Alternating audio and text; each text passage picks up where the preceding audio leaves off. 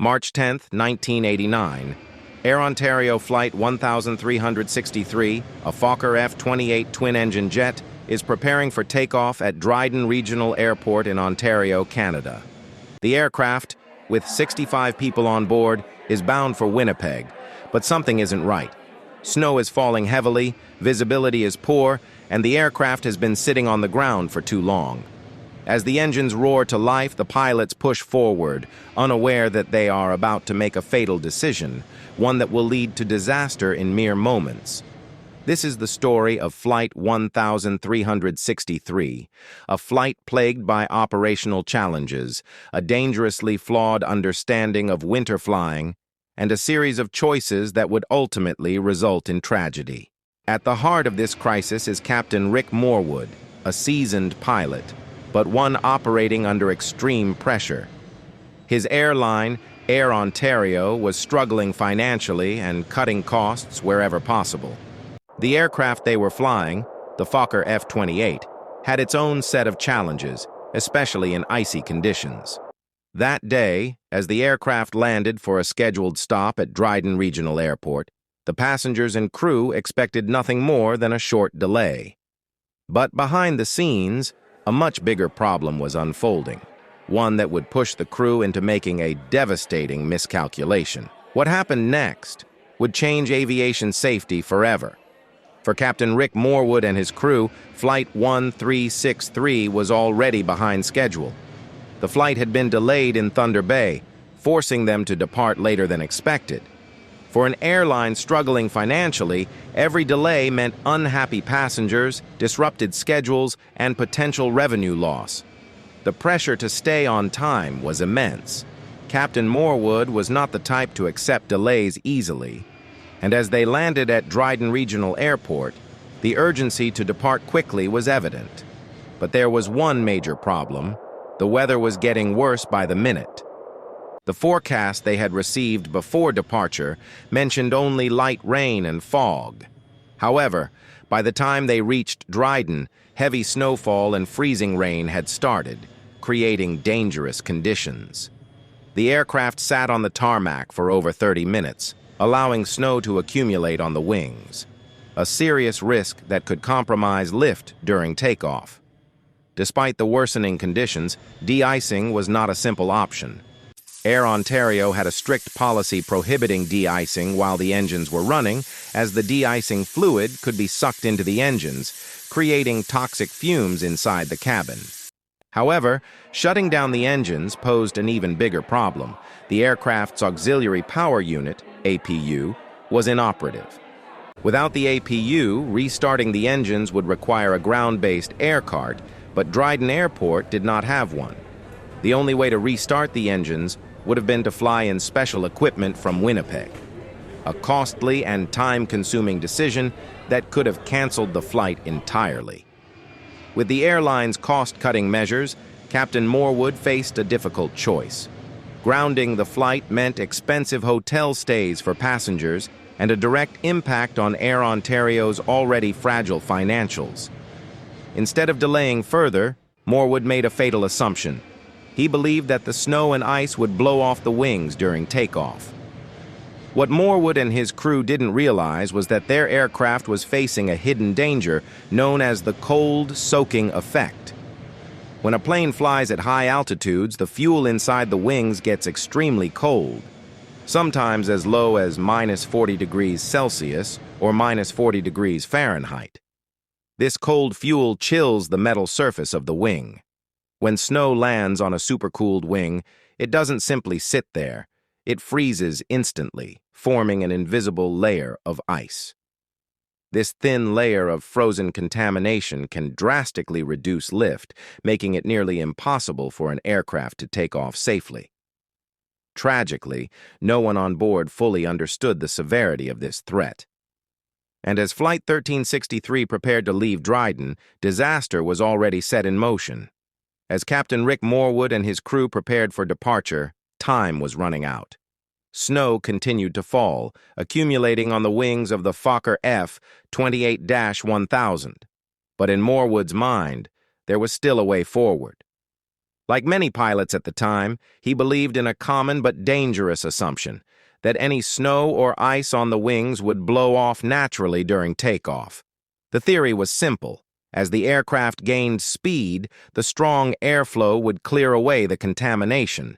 But this belief ignored one crucial factor: hidden ice. The cold soaking effect had already created a thin, invisible layer of ice on the wings. This ice wasn't just sitting on the surface, it had fused to the metal, making it impossible for wind alone to remove it. Even the visible snow accumulating on top was deceptive, as the hidden layer underneath could severely impact lift. Not everyone on board was comfortable with the decision to take off. First Officer Keith Mills had his doubts. He had flown in winter conditions before and knew the dangers of wing contamination. But speaking up against a senior captain wasn't easy. The airline's strict hierarchical cockpit culture discouraged junior pilots from questioning their superiors. Still, Mills voiced his concerns about ice buildup, but Morwood, confident in his experience, dismissed them. He had seen snow blow off before, and believed this flight would be no different. The cabin crew also noticed the worsening conditions. Passengers seated near the wings could see the snow accumulation. Some even voiced their concerns to the flight attendants, but without proper knowledge of aerodynamics, their warnings went unheeded. With no de-icing equipment available and no viable alternatives, the decision had been made. Flight 1363 was going to take off. At 12:09 p.m., the aircraft taxied to runway 29. The engines roared to life as Morwood pushed the throttles forward. The aircraft began its takeoff roll, accelerating down the icy runway. But something was wrong. At around 80 knots, 92 miles per hour, the aircraft struggled to gain speed. The drag caused by ice on the wings was slowing it down. Yet, with a short runway and no turning back, Morwood was committed to the takeoff. As the aircraft reached rotation speed, Morwood pulled back on the controls. The nose lifted, but the plane felt sluggish, unresponsive. It was a sign of severe lift loss, exactly what happens when ice disrupts the airflow over the wings. The aircraft barely left the ground, climbing only a few feet before it began violently shaking, a classic symptom of an aerodynamic stall. Inside the cockpit, alarms blared. The stick shaker activated, warning the pilots that the aircraft was on the verge of a total stall. But at this point, there was nothing they could do. Flight 1363 was in serious trouble, and a catastrophic crash was just seconds away. As Air Ontario Flight 1363 lifted off from Dryden Airport, it was already in grave danger. The aircraft, weighed down by ice-covered wings, was struggling to generate the lift needed to climb. The Fokker F-28-1000 barely cleared the end of the runway. Passengers could feel the plane shuddering, its movements unnatural and unstable. Inside the cockpit, alarms screamed, warning of an impending stall. Captain Rick Morwood and First Officer Keith Mills fought desperately to keep the aircraft airborne. The stick shaker, a critical warning system, vibrated violently, signaling that the plane was losing lift rapidly. But at such a low altitude, there was no room for recovery. Morwood instinctively pushed the throttles forward, hoping that more power would help them climb. But it was too late. The ice-coated wings could no longer generate the necessary lift. The aircraft began to drop. Less than half a mile from the runway, Flight 1363 slammed into the forest. The right wing clipped a tree, ripping off part of the structure. The fuselage tore through thick vegetation, snapping trees like twigs. The aircraft hit the ground with a violent impact, breaking apart as it skidded across the snow-covered terrain. Flames erupted from the shattered wreckage, sending thick black smoke billowing into the cold sky. Inside the wreckage, chaos and confusion took hold. Some passengers had miraculously survived the impact, but many were trapped in the twisted remains of the fuselage. Fire and smoke threatened to consume the cabin. Flight attendants acted quickly, helping those who could move to find an escape route. Some survivors managed to crawl out of the wreckage before the flames intensified. Emergency crews rushed to the crash site, but their response was slowed by thick snow and the remote location. Local residents and first responders braved the freezing temperatures, pulling survivors to safety. Out of 69 people on board, 24 tragically lost their lives, including Captain Morwood. Among the 45 survivors, many suffered severe burns and fractures. As the flames consumed what remained of Flight 1363, the world would soon demand answers. How could such a tragedy happen, and what could be done to prevent it from happening again? In the aftermath of the Air Ontario Flight 1363 crash, Canada's Aviation Safety Board, KISB, launched an immediate investigation. Wreckage analysis, survivor testimonies, and flight recorder data painted a disturbing picture of the chain of failures that led to the disaster. Air Ontario, in its official response, initially pointed to bad weather as a contributing factor. However, as investigators dug deeper, it became clear that the weather was not the sole reason. There were serious operational and maintenance issues at play. One of the most critical revelations in the investigation was the cold soaking effect, a phenomenon not widely understood at the time. Before arriving at Dryden, the Fokker F-28 had already been exposed to freezing temperatures at Thunder Bay. While on the ground at Dryden, the aircraft's cold-soaked wings began accumulating ice from the light snow. Unlike other aircraft, the Fokker F-28 lacked proper wing de-icing systems, making it particularly vulnerable to ice buildup. Captain Morwood, believing that the ice would blow off during takeoff, made a fatal miscalculation. Investigators confirmed that this was scientifically impossible. Once the ice had adhered to the wings, it drastically reduced the aircraft's lift capabilities, leading to the crash. Another major factor was the failure of the Auxiliary Power Unit, APU, a small onboard engine used to generate power while on the ground. Because the APU wasn't working, the crew had to shut down both main engines at Dryden before refueling. Restarting the engines would have required an external power source, which was not available at Dryden Airport. This meant the aircraft couldn't be moved for proper de-icing, as taxiing would have risked shutting the engines down permanently. Investigators determined that had the APU been operational, the aircraft could have taxied to a proper de-icing location or returned to Thunder Bay. Instead, the crew was forced to take off with ice-covered wings, with disastrous consequences. The investigation revealed deep-rooted issues within Air Ontario's management and safety culture. Lack of proper training. Pilots were not adequately trained on the dangers of the cold soaking effect. There were no clear guidelines for handling ice accumulation on the Fokker F-28. Flawed company policies. The airline had a strict no-return policy for flights that had already departed. Pressure from the airline's schedule meant pilots were discouraged from delaying flights, even in unsafe conditions. Lack of maintenance. Oversight. The APU issue had been reported multiple times, yet it remained unfixed. De-icing resources at smaller airports like Dryden were insufficient, yet Air Ontario continued scheduling flights there. After months of analysis, the CASB report concluded that systemic failures at Air Ontario were directly responsible for the crash. The final report identified multiple factors: ice accumulation on the wings, misjudgment by the flight crew, failure to follow proper de-icing procedures, the non-functional APU company imposed pressure to take off despite unsafe conditions. This crash was preventable, but a lack of proper policies, training, and safety measures sealed the fate of Flight 1363.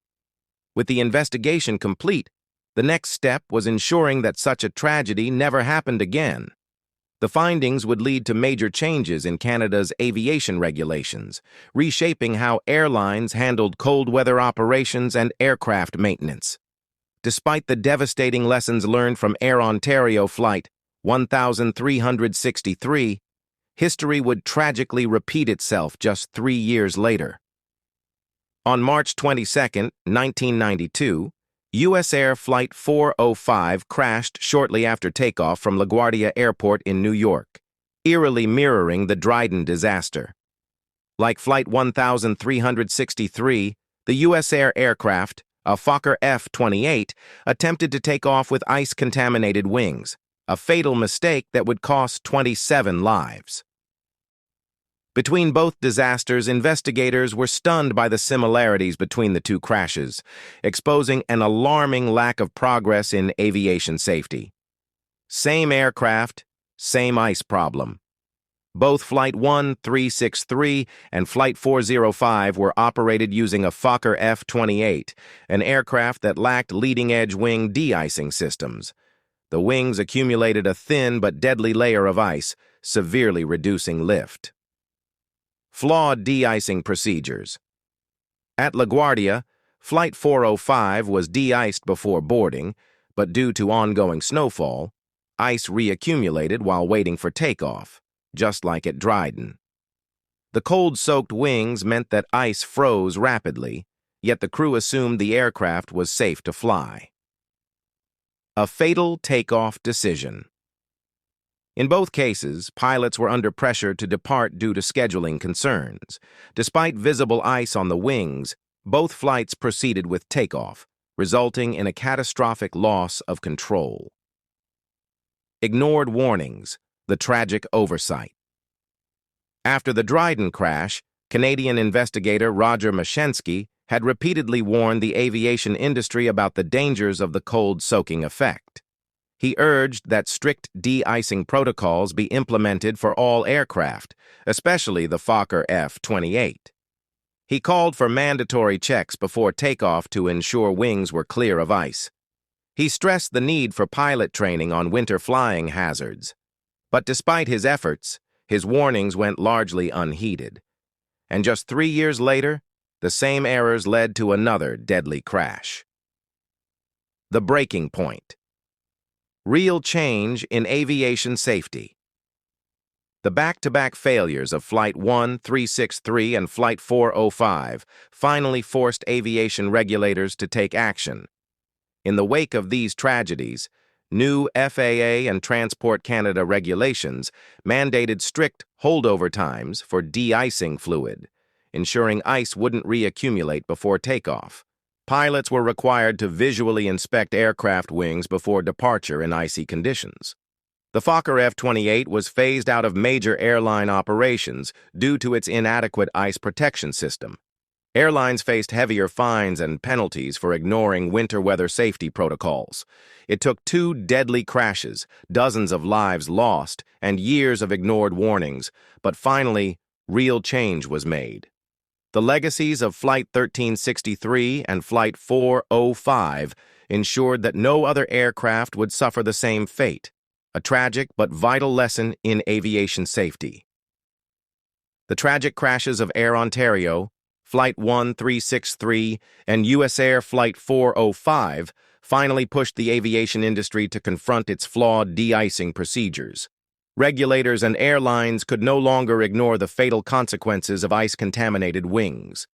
The response led to some of the most significant reforms in winter flight operations.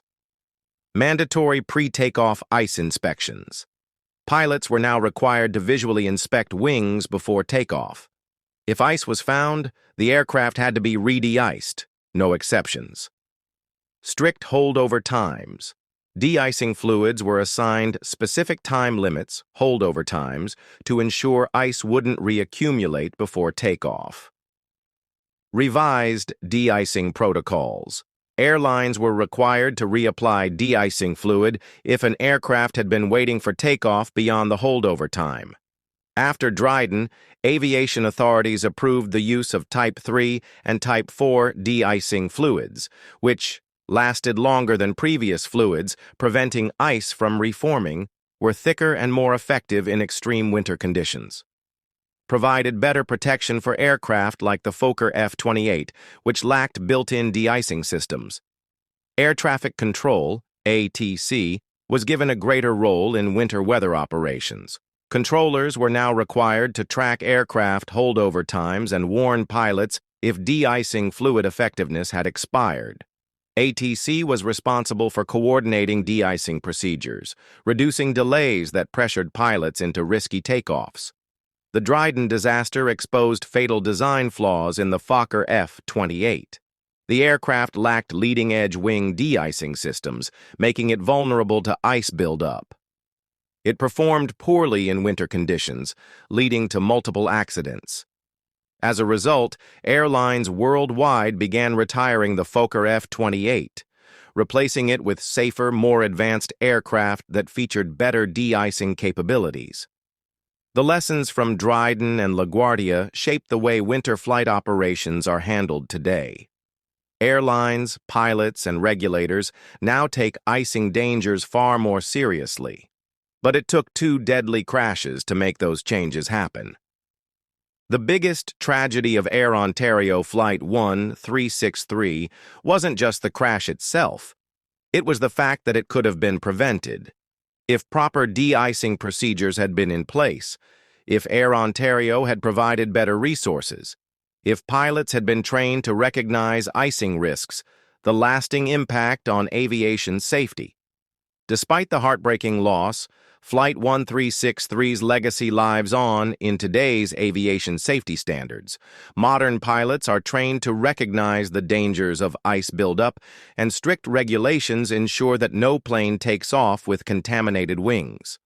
Roger Mashensky's efforts, once ignored, are now the foundation of modern de-icing policies. His warnings finally led to new global aviation standards, making flying safer for everyone.